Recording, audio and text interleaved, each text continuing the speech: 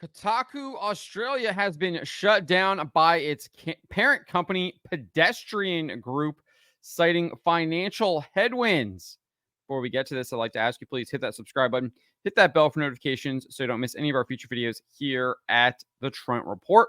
I'd also like to ask if you hit that like button, let's send this video to the upper echelons of the YouTube algorithm so more people can see this. Roll this up over at thatparkplace.com. And Kotaku Australia's parent company, Pedestrian Group, has shut down the website amid a major cost-cutting effort. This was reported by the Sydney Morning Herald.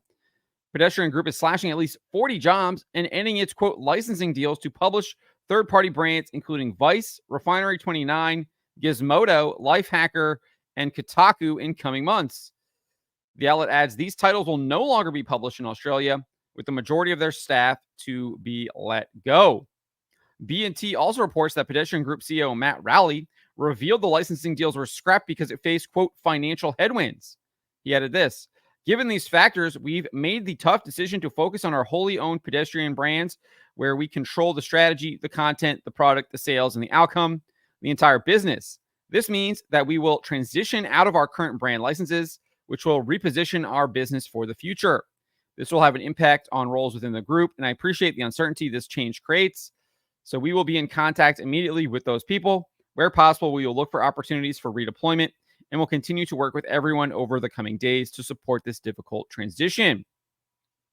We have this from Kotaku Australia managing editor David Smith that the site is being immediately shut down. He wrote this: folks, I have some sad news to share. Today, the story of Kotaku Australia comes to a sad and abrupt end. It has been one of the great joys of my life to wake up every day and run a site I love with all my heart. To all my comrades at Pedestrian Group, I love you. I have never worked with better or more talented souls in all my life. To the readers, thank you for showing up every single day, even the whingers in the comments. You then go on to thank a number of colleagues, and he added this as he concluded his thread. He says, I have loved this job. We were the second highest read site in the group after PTV, and we still had so much we wanted to do. The plans I had were just getting started, alas. And then he says, I will be taking a break for a bit now, but know that it has been a pleasure and an honor to serve you. So given his claim that they were the second most read site in the group, did a little bit of cursory research. And if you go to this data tracking website, SimilarWeb, it reveals that Kotaku Australia has only generated around 1 million page views a month.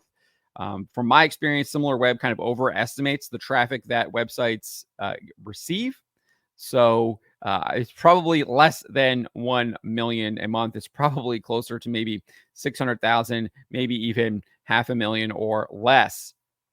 In comparison, the main Kotaku website does between 8 to 9 million page views a month, according to SimilarWeb. So again, obviously that overestimates probably a lot less than what it is. But Kotaku Australia being shut down comes in the wake of Kotaku's parent company, Geo Media, selling off a bunch of its websites over the last year. Most recently, in March, it sold Gizmodo to European company Keliops. In April, it sold The Onion to Jeff Lawson. It also previously sold the AV Club to Paste Magazine. Paste Magazine had previously acquired Jezebel after Geo Media shut it down last year. It also laid off the entire staff of its sports website Deadspin and sold the site to Lineup Publishing. It sold Lifehacker to Ziff Davis in 2023. So they've been selling off a lot of their properties, laying off their staff, and now they're losing a licensing deal with this media group out of Australia, Pedestrian Group, which is owned by Australia's Nine Entertainment. So it's not looking good for Kotaku Geo Media Group. They are looking for an editor-in-chief right now. I know Craig from Side Scrollers has applied for the position. He's unlikely to get it. But this is really good news that this site is being shut down. It financially harms Geo Media and Kotaku's parent company because they clearly aren't going to be getting that licensing money from Pedestrian Group that they were getting for publishing Kotaku Australia.